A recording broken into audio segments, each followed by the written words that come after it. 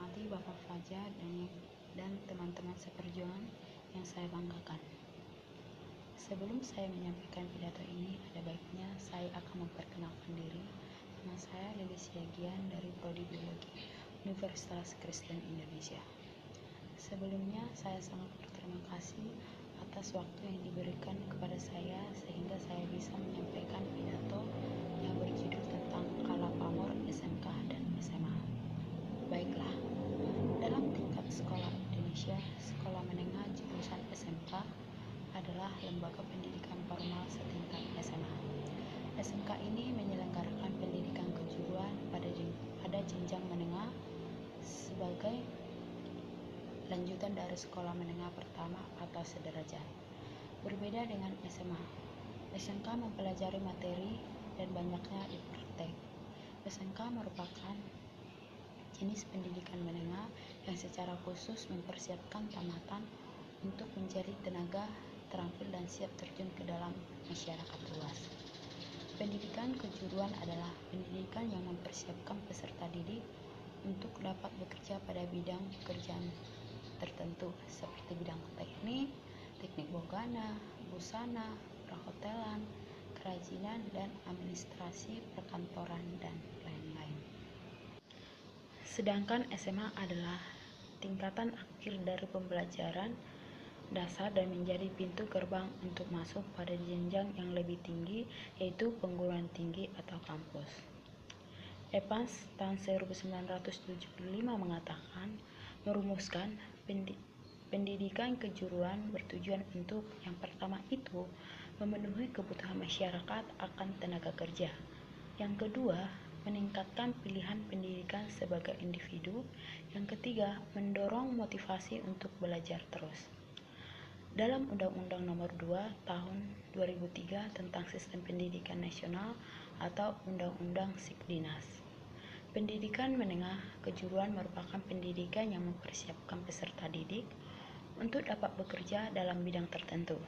Sedangkan dalam Peraturan Pemerintah Nomor 19 Tahun 2005 tentang Standar Nasional Pendidikan, pendidikan menengah kejuruan adalah pendidikan pada jenjang pendidikan menengah yang mengutamakan pengembangan kemampuan siswa untuk jenis pekerjaan tertentu.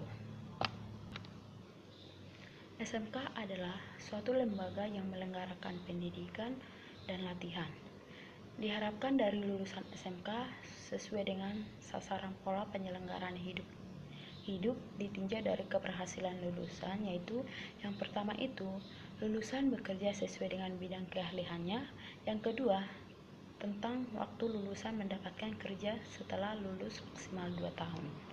Yang ketiga itu lulusan dalam periode 2 tahun setelah lulus minimal 75%.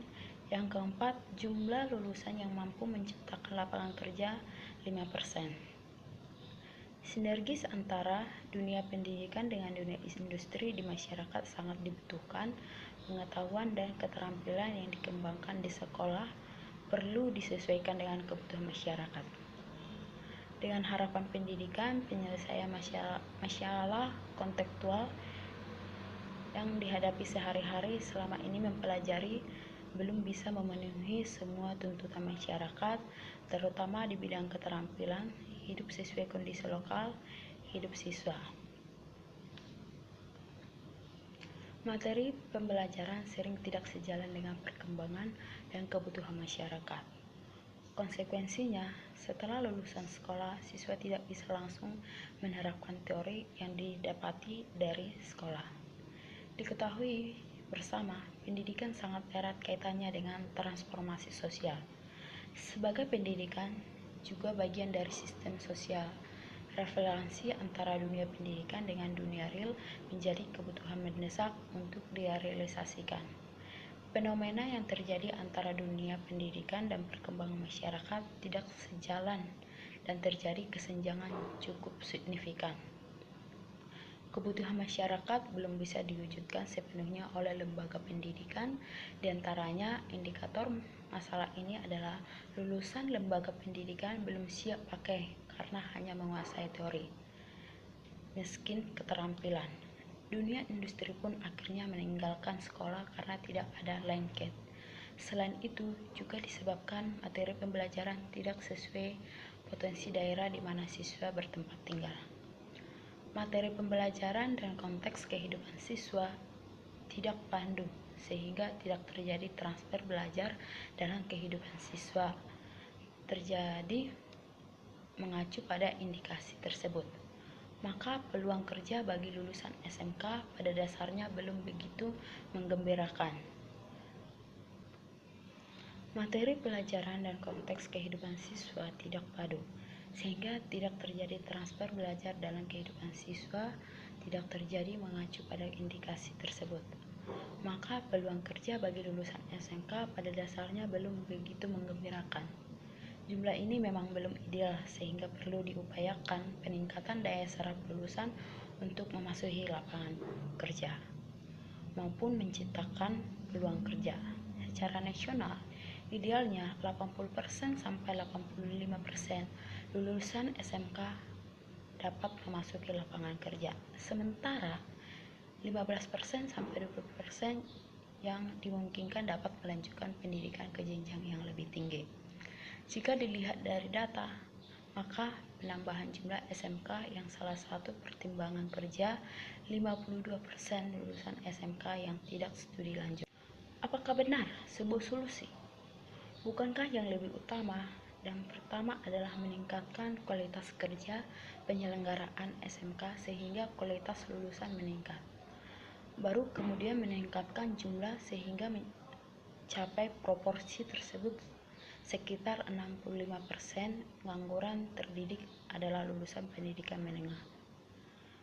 Gambaran tertentu kualitas lulusan pendidikan kejuruan yang disaringkan dari Fine dan Clinton tahun 1984 bahwa kualitas pendidikan kejuruan menerapkan ukuran ganda, yaitu kualitas menurut ukuran sekolah atau in-school success standard dan kualitas menurut ukuran masyarakat atau out of success standar. Kriteria pertama meliputi aspek keberhasilan. Peserta didik belum memenuhi tuntutan kurikulum yang telah diorientasikan pada tuntutan dunia kerja. Kriteria kedua, kemampuan lulusan untuk berhasil di luar sekolah berkaitan dengan pekerjaan atau kemampuan kerja yang biasanya dilakukan oleh dunia usaha atau dunia industri.